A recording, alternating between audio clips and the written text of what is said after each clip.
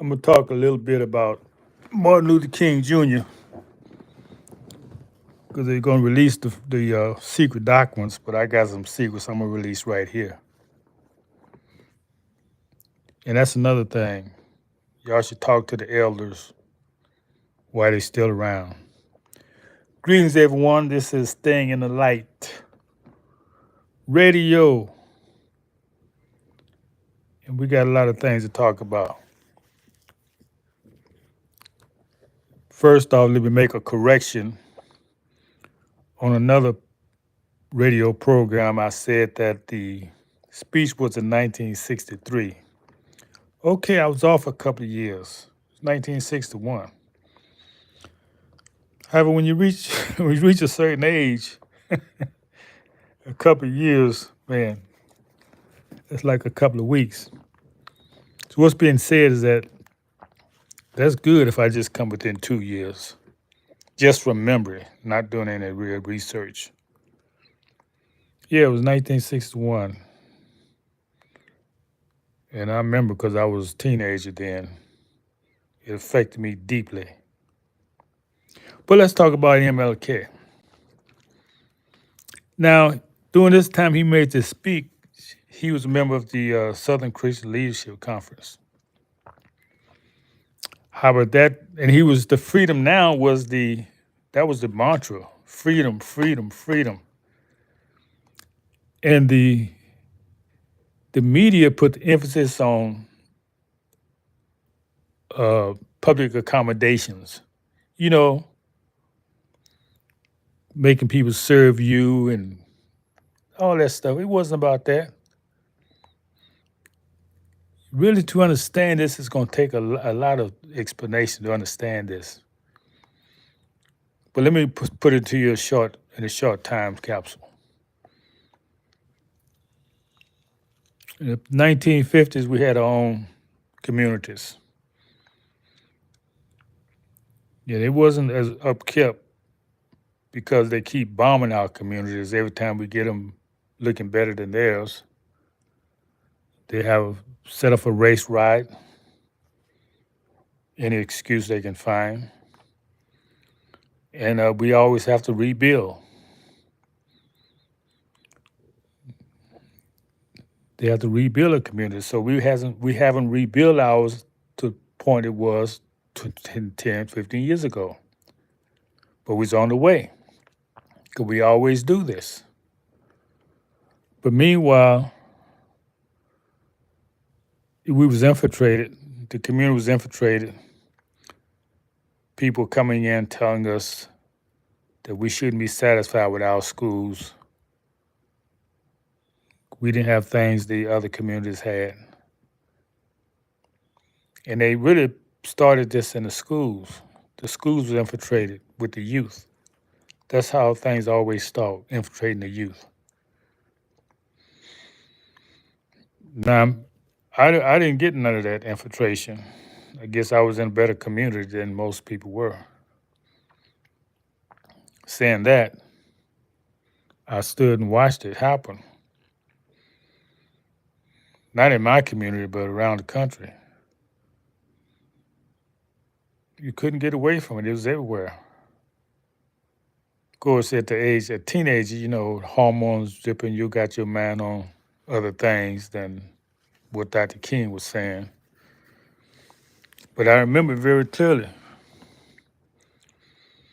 It was taken over by Stokely Carmichael.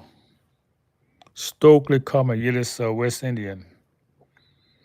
Now, he was thoroughly infiltrated with communist ideology. Yes, he was a communist. And what he was doing was putting this, he changed from freedom now to black power. And what surprised me is everybody went along with it. There was no real opposition. Now how can you have power before freedom? So he changed the whole movement. He didn't have no plan. He was infiltrated. Looked like he was a government spy, infiltrator. But it's going to come out. These are my thoughts, but they're going to be verified soon. So let me get back on topic. I started off talking about uh, why we didn't need to integrate because we had everything in our own communities. And we were infiltrated by people like Stokely Carmichael who came in and changed the movement. Black power, black power. And see, he did more than change the movement. He changed the idea of what black is. Because we didn't call ourselves black before that. Matter of fact, he's the first person I ever heard start calling people in America original people, mostly Indian, indigenous descent, and Moorish descent. He's the first person to start calling black. Well, people say black, but not like he did. He said it as a movement. You know, you may have heard. You may have heard people like who was it? They say back to Africa, Mugabe. He may have said Mugabe may have said black in his speeches, and may have said back to Africa in his speeches, but he wasn't talking about physically going back. See, people need to study and read. He was talking about taking advantage of the economic opportunity in Africa, going back in our thinking as a people. Yes, we are related, but he was talking about trade because he saw they was becoming independent because they would listen to us talking about freedom here. Do you know how African freedom movement started? Kwame Nkrumah, the first one from Ghana, he was studying in America. He said, all this freedom stuff these people talk about, maybe I need to go back there and get my country free. And he did. He was the first country that fought the colonialists out.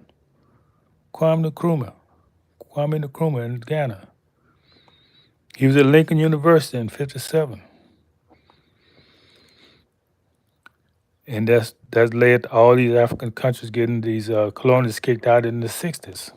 Some took 20 years or more. So the point being made is that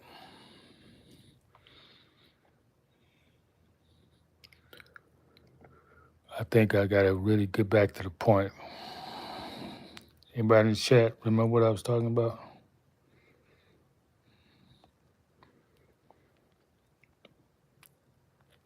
Okay, I started off correcting myself because of the date of the speech. But what I want to really talk about is that uh, I got to come back to it. I lost it. I got off so many tangents that you know how it is. You take a tangent here and a tangent there.